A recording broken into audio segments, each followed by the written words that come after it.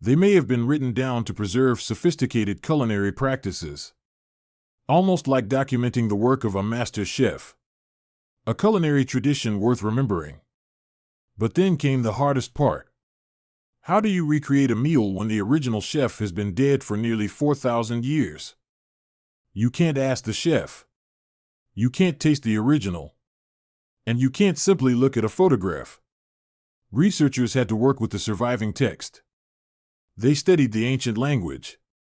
They compared difficult words with other texts. They considered archaeology. And they even used culinary science to understand how ingredients might behave during cooking. A Yale-Harvard team recreated several of the Babylonian dishes. They cooked them multiple times. And one of the researchers described an unexpected moment during the process. At first, the stew didn't seem right. It didn't look like what a modern cook would expect. But after simmering, something changed. The dish transformed. And eventually, it became surprisingly delicious. Macmillan Center at Yale think about what that means.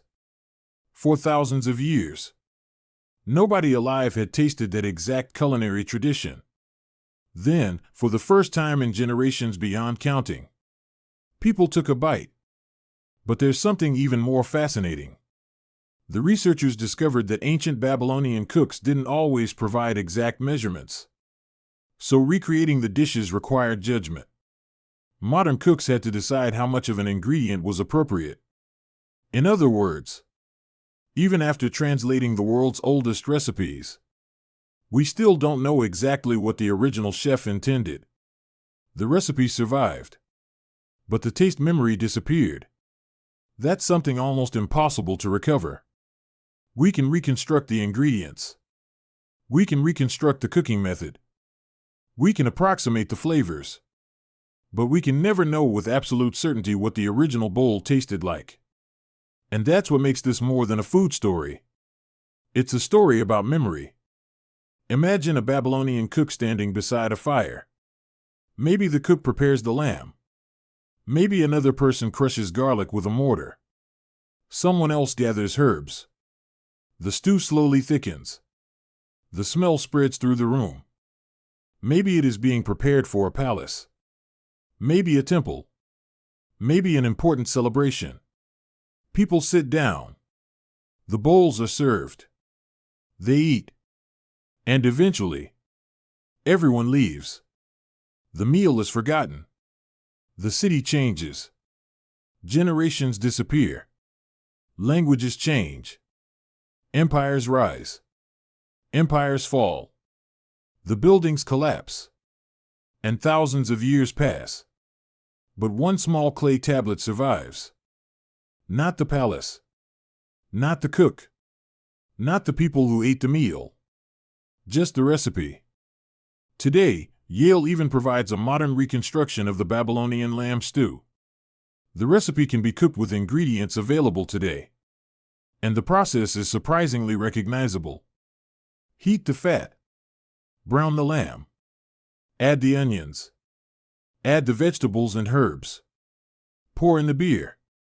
Add water. Simmer. Crush the garlic. Let the sauce thicken.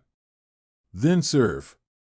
In a strange way, the recipe connects two kitchens separated by almost 4 millennia. One kitchen used firewood. The other can use modern equipment. One cook wrote on clay. The other reads from a website. But the basic idea is exactly the same. Someone is hungry. Someone cooks. Someone eats. And perhaps that's why this ancient recipe feels so strangely familiar. But there's still one question I can't get out of my head. Why did this particular recipe survive when millions of other meals disappeared forever? How many ancient dishes were cooked thousands of years ago, but were never written down? How many recipes existed only in someone's memory until that person died? How many flavors disappeared with civilizations? We will probably never know, because the oldest cookbooks aren't complete. Some tablets are damaged. Some ingredients are uncertain. and some recipes may never be recovered. But these few surviving tablets give us something incredibly rare. A direct connection to an ancient kitchen. Not a painting of food. Not a myth about food. Not an archaeological guess. An actual recipe. A recipe pressed into clay almost 4,000 years ago, waiting for someone in the modern world to finally cook it again. And the next time you eat a bowl of stew, remember this. Someone thousands of years ago was probably sitting beside a fire, doing almost exactly the same thing. Cooking dinner.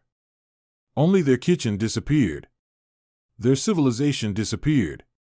Their language nearly disappeared. But their recipe survived. And if one 4,000-year-old recipe survived by accident, how many ancient recipes are still buried somewhere, waiting to be discovered?